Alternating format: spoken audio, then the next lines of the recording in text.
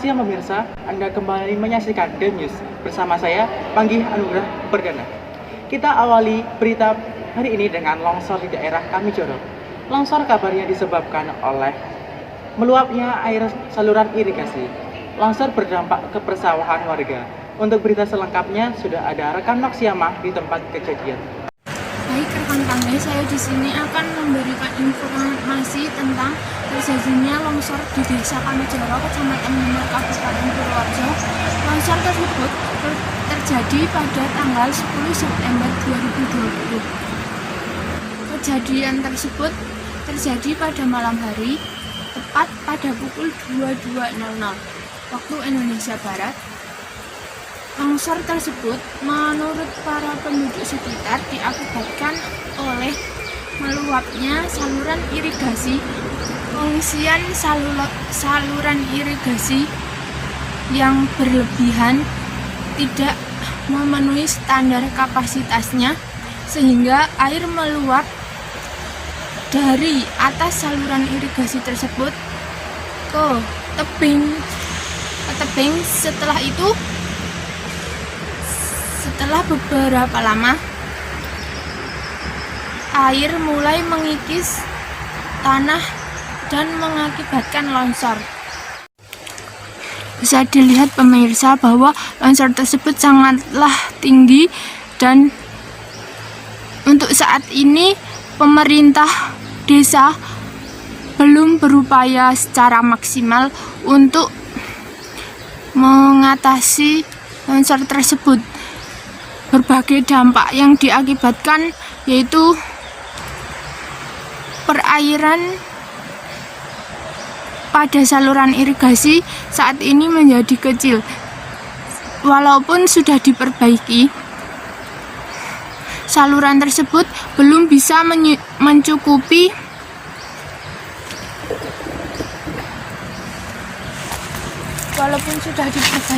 saluran irigasi tersebut belum bisa mencukupi kebutuhan air untuk penduduk sekitar untuk menanam padi mereka, sehingga mereka harus mengalirkan air dari saluran irigasi tersebut pada malam hari untuk mencukupi kebutuhan air di sawah mereka.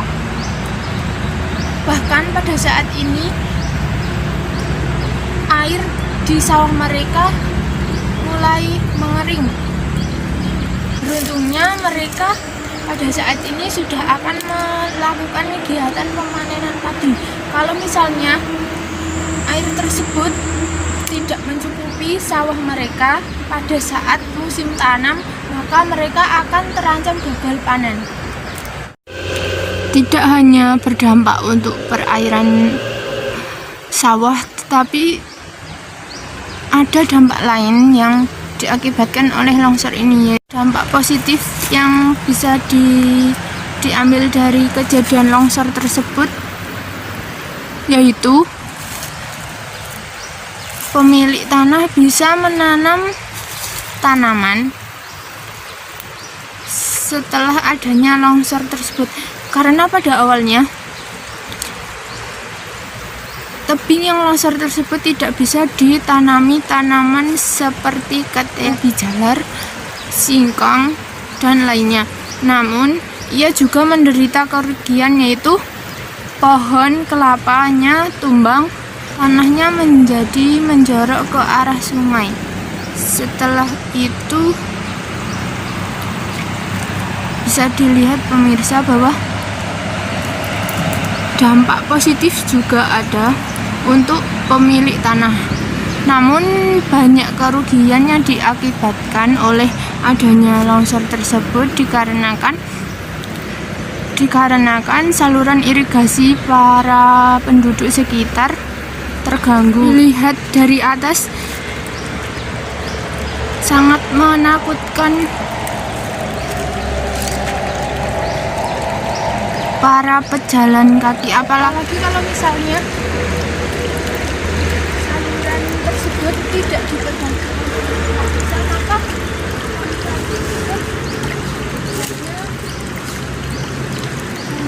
pipa longsoran tidak akan bisa bermanfaat lagi untuk para penduduk sekitar.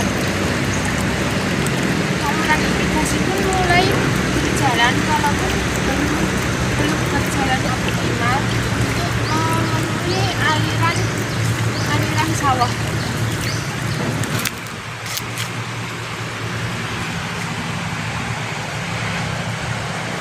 Longsor ini memang sangat memprihatinkan karena terjadi pada tebing yang sangatlah tinggi dan memutus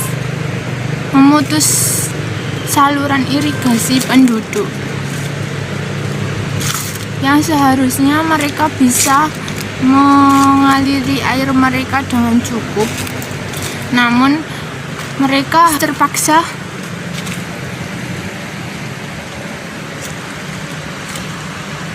untuk mengaliri air mereka secara kurang dari kata maksimal, bahkan minimal pun tidak mencukupi.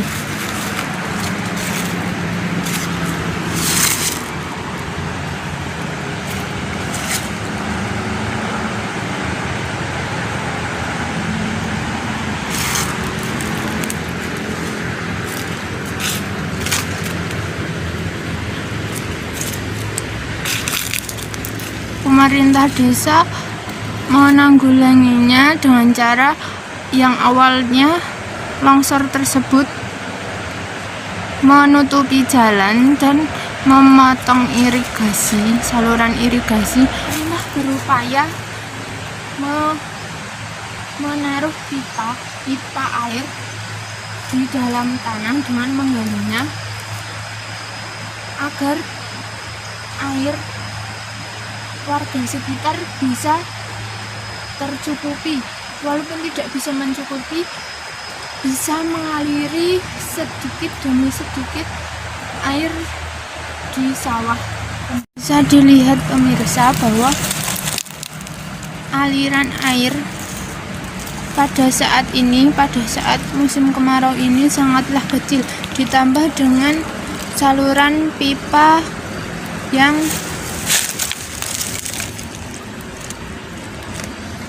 yang hanya sekitar 1 jengkal untuk mengaliri air para penduduk, maka tidak menutup kemungkinan bahwa sawah mereka menjadi kering. Masih terdapat sisa-sisa bahan material untuk memperbaiki longsor pada irigasi tersebut. Yang disebabkan oleh terjadinya longsor yaitu kekeringan di sawah. Namun pada saat ini sawah sudah mulai menguning dan para penduduk sekitar sudah tidak ketakutan tidak takut akan hasil tanam yang mereka tanam. Berikut adalah pendapat dari warga sekitar tentang terjadinya longsor. Selamat siang. Bagaimana kronologi dari terjadinya longsor pada saluran irigasi? Airnya meluap terus ke tebing, terus terjadi longsor. Pukul 10 malam bulan September tanggal 10. Sekian rekan tangga yang dapat saya sampaikan. Kita beralih ke Bayan, Kabupaten Purworejo. Pipa PDAM tak kunjung dipasang, menimbulkan keresahan masyarakat. Sudah ada di sana rekan Ananda Suci Kostasi. Selamat pagi pemirsa, bersama saya Ananda Suci. Kali ini saya sudah berada di lokasi di pinggir jalan, tepatnya di daerah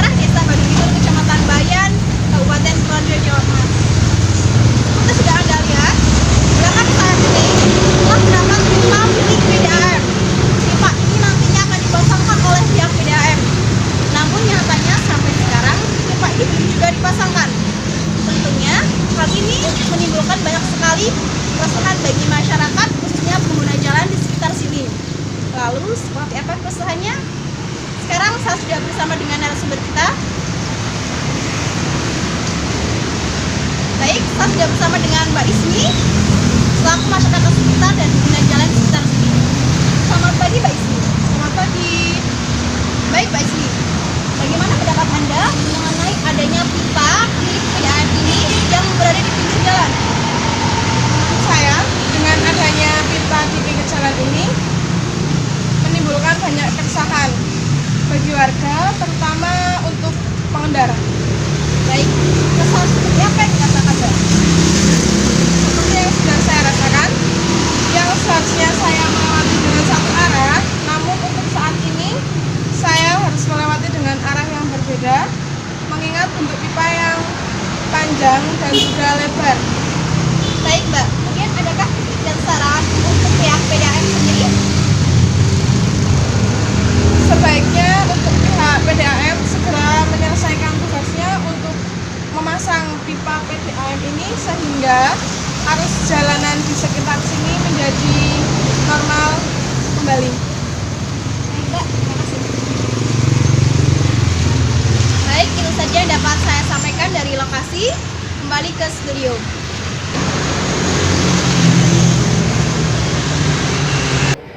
Pembangunan jembatan Sengora menimbulkan kemacetan lalu lintas karena jalan hanya bisa digunakan satu lajur saja. Langsung saja dengan rekan Arna Lestiana untuk berita selengkapnya. Terima kasih rekan Panggi. Baik, permisa saya akan menyampaikan berita tentang pembaruan jembatan. Tepatnya di Jembatan Sengoro, Desa Agli, Kecamatan Graba, Kabupaten Purworejo. Nah, di belakang saya sudah terdapat jembatan. Nah, di sini ada dua jembatan. Ya. Ini merupakan jembatan yang akan diperbaharui. Sedangkan di sebelahnya yaitu jembatan alternatif yang digunakan masyarakat, khususnya yang pengguna bis, mobil maupun sepeda motor untuk lalu lintas. Mobil-mobil dan motor-motor yang sedang berlalu lintas. Jumat 9 Oktober 2020, tepatnya pada pukul 3:30, kondisi lalu lintas saat ini yaitu lumayan cukup ramai, khususnya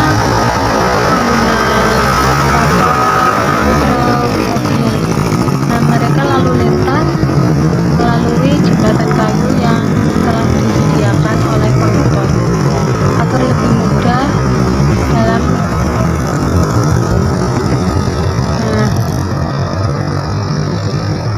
seperti yang dapat kita lihat di sini banyak kemacetan, lalu pergantian keluar masuk, jadi yang dari arah selatan harus menunggu yang dari arah utara. Nah, begitupun sebaliknya. Pengguna motor juga mengenakan masker guna untuk menjaga COVID-19 ini. Kalau tidak menggunakan masker maka akan didenda oleh petugas. Seperti yang kita lihat saat ini, mobil-mobil dan motor sedang lalu lintas. Nah, di sana juga ada mesin untuk konduktor yang digunakan untuk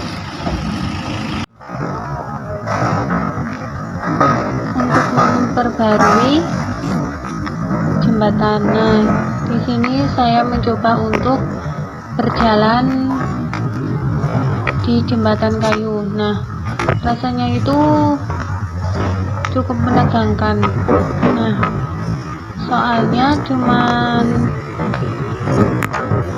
pegangannya itu dari besi, namun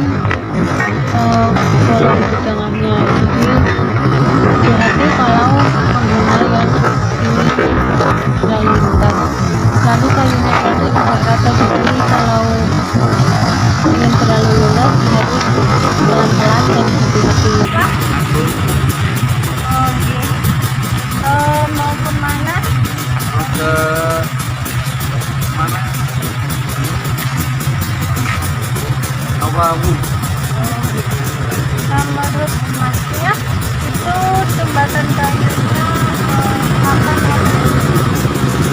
Aman sih, aman Mbak.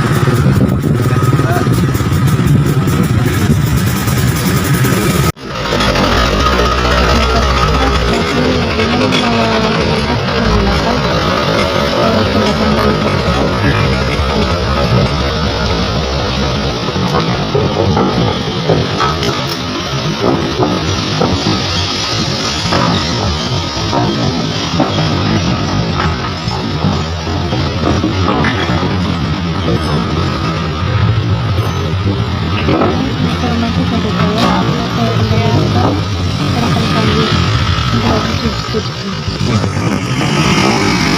Hobi baru mulai muncul di masyarakat, yaitu memelihara burung merpati.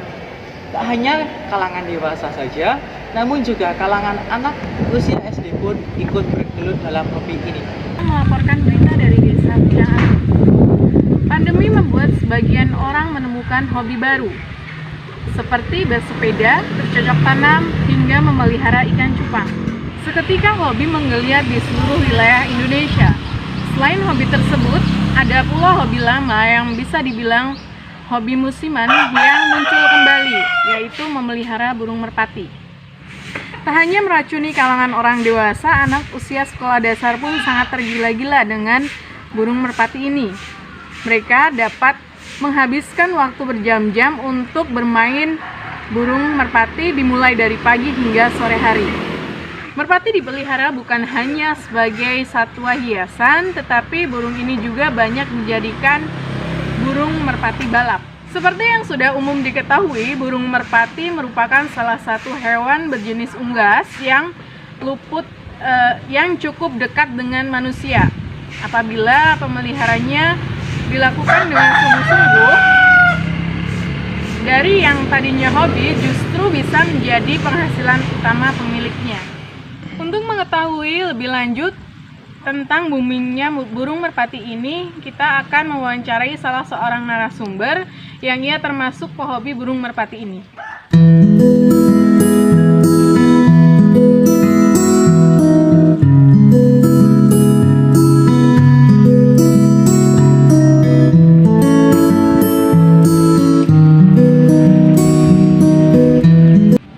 Saat ini saya sudah dengan narasumber yang akan kita wawancarai tentang burung merpati ini. Dengan siapa, Mas?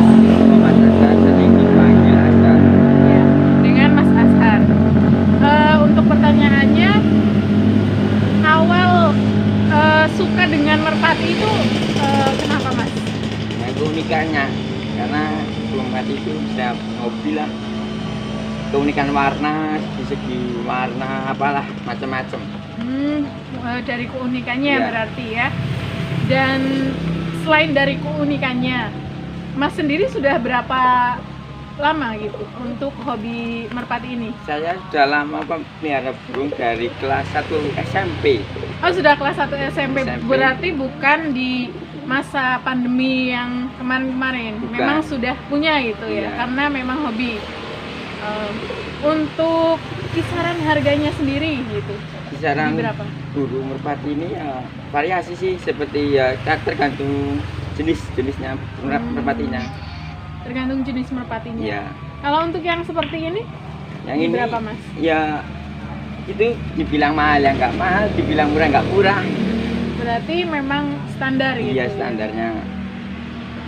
Dan untuk sekarang, Mas, anak SD pun banyak gitu yang saya lihat setiap pagi sore gitu bermain burung merpati gitu. Untuk menurut Mas sendiri itu tanggapannya seperti apa? Tanggapan saya itu di burung merpati itu ya buat hiburan itu teman-teman, biar nggak ada apa unek-unek, biar nggak stres Bosan gitu ya, mungkin bosan ya. di rumah gitu. Seperti itu. Dan keuntungannya sendiri itu apa sih, Mas gitu? Keuntungannya ya itu buat bisnis bisa, buat hiburan ya bisa, ya gitu. Kalau untuk Mas sendiri, Buat untuk saya bisnis juga atau memang hanya memelihara? pelihara, kalau cocok harganya ya saya jual. Oh gitu, Iya. berarti sekaligus itu Iya. ya, hobi maupun bisnis Bisnis, iya. gitu. Dan saya pernah mendengar tentang berita merpati yang dijual hingga 1 miliar, Mas. Ya. Itu bagaimana tanggapan Anda? Itu ya merpati itu masuk spesial itu. Oh, spesial. Spesial itu. Yang Anda tahu seperti apa, Mas, spesialnya? Ya kinerjanya, gaya burungnya, terbangnya, itu semuanya itu sudah. Dari segi warna juga mungkin ya? Segi warna ya boleh. Warna burung itu. Memang menentukan harga. Iya, burung. Termasuk itu kan pegangannya burung, warnanya, telinga ini, paruhnya, matanya, Oh, gitu. bulunya, ya. Kalau untuk jenis burung merpati yang Mas punya ini, termasuk jenis merpati kolong atau balap? Punya saya ini variasi, Mbak. Oh, variasi. Iya, ini yang dua pasang ini kolong, yang dua ini merpati balap komprang. Untuk bisa apa sih namanya, kan biasanya laki-laki perempuan gitu bisa Iya. nyambung gitu, Mas ya. Itu sulit gak sih, Mas, prosesnya? Ya lumayan sulit, kan diadaptasi dulu, kan dimandiin, dijemur, dan ya sering ditemukan.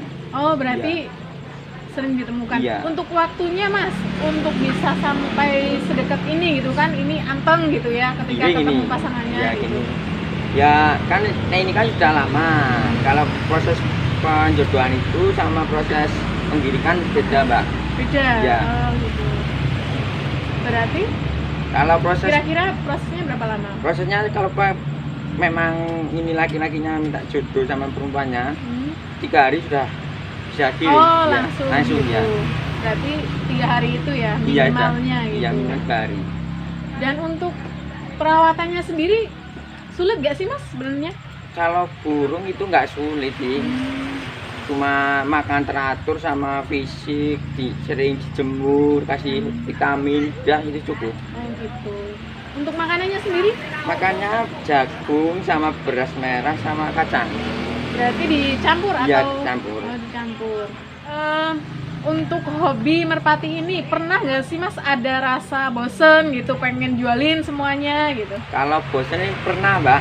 Kayaknya itu punya player udah juara, Iya. hilang dilombain. Nah itu kan ada kata putus asa, tapi saya tidak putus asa ya beli lagi, coba-coba terus. Oh, jadi pernah hilang? Ya pernah hilang, tapi ya itu buat itulah cobaan aja. Iya. Ya, Buat mungkin kedepannya seperti apa Iya. harus diperbaiki gitu ya, Iya. Mas. Alasan apa? Kenapa bisa hilang itu kenapa, Mas? itu pas dilombain kan itu ada mendung kan, nggak pulang ke lapaknya itu. Berarti mungkin Cuaca dari itu pengaruh nggak? cuaca Cuaca pengaruh cuaca juga. pengaruh gitu, mempengaruhi penglihatan si burung Iya. sendiri ya. Untuk perlombaan yang Mas pernah ikuti di mana aja, Mas? Saya pernah di Kemiri, di Trosino, Traga, macam-macam, Mbak. Oh gitu, berarti Iya. memang sudah muter kemana-mana Iya. gitu ya Iya. untuk perlombaannya sendiri. Baik, untuk pesan mungkin, Mas, yang hobi dengan merpati. Pesan saya itu ya merpati itu memang nggak perlu mahal-mahal, tergantung perawatannya. Ya, ketika kita hobi jangan lupa itulah sholat, yang penting sholat itu. Sholat adalah tepat waktu juga itu. Iya. Berarti Hobi tapi jangan lupa melupakan sholat. ibadah. Ya mungkin seperti itu wawancara dengan narasumber kita. Itulah wawancara saya tentang hobi burung merpati yang sedang merebak di Desa Pucangan. Sekian berita yang saya sampaikan. Kembali ke rekan saya di studio.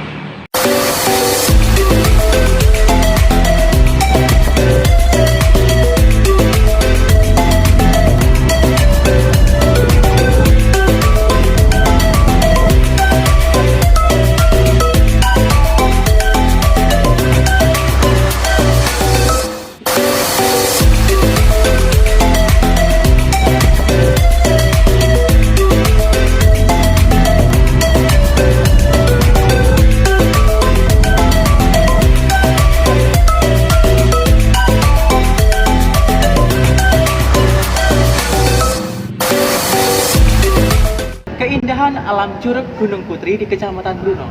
Air terjun ini menawarkan keindahan alam yang menawan dengan hutan pinus di sekelilingnya. Bagaimana pesona keindahan Curug Putri? Selengkapnya bersama reporter Nuriatul Fadila. Keindahan air terjun atau Curug Putri di Desa Cipedak, Kecamatan Bruno, Kabupaten Purworejo, belakangan ini menjadi perbincangan dan banyak menghiasi laman para pecinta pemandang alam di media sosial. Ya, Curug Putri menjadi salah satu spot petualangan yang apik dan banyak disukai para netizen. Tak heran jika keindahan air terjun mengundang para petualang untuk menyambanginya. Curug Gunung Putri merupakan sebuah tempat wisata yang memiliki pemandangan menawan dengan air terjun yang memiliki ketinggian hingga 70 meter. Aliran air dari ketinggian dengan paduan pemandangan bukit yang indah dan hutan pinus yang membawa sensasi tersendiri bagi para pengunjung.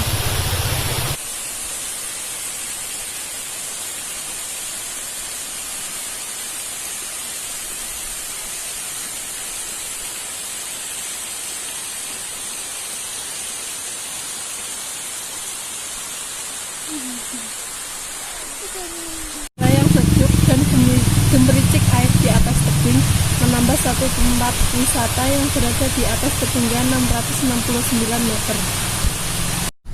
Di wisata Curug Gunung Putri, selain dapat melihat keindahan curugnya, wisatawan juga disediakan berbagai area wisata lain seperti goa dan jembatan awang-awang, yang dimana di area jembatan awang-awang wisatawan dapat menikmati pemandangan yang indah seperti yang terlihat dari puncak.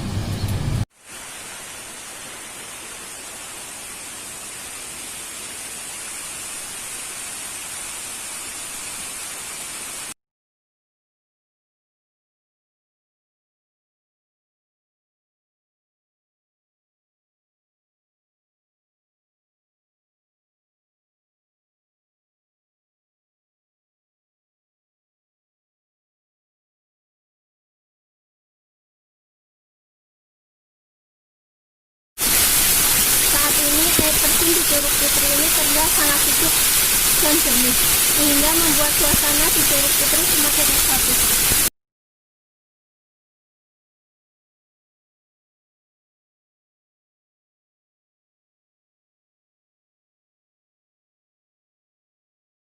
Dengan Mbak siapa?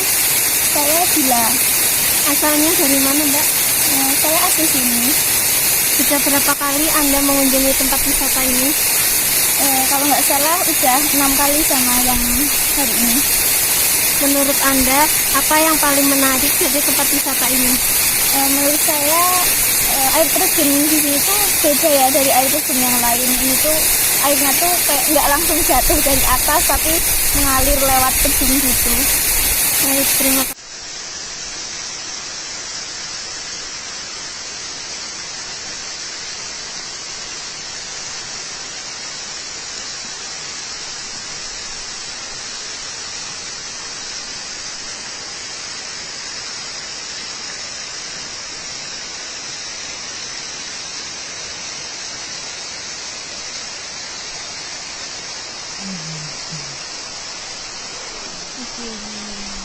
Lokasi Curug Putri, pengunjung hanya dikenakan biaya retribusi Rp5.000 saja, sementara untuk parkir kendaraan roda 2 dikenakan biaya Rp3.000 dan untuk mobil Rp5.000. Nah pemirsa, dengan biaya yang cukup terjangkau, Anda sudah dapat menikmati keindahan alam yang super keren.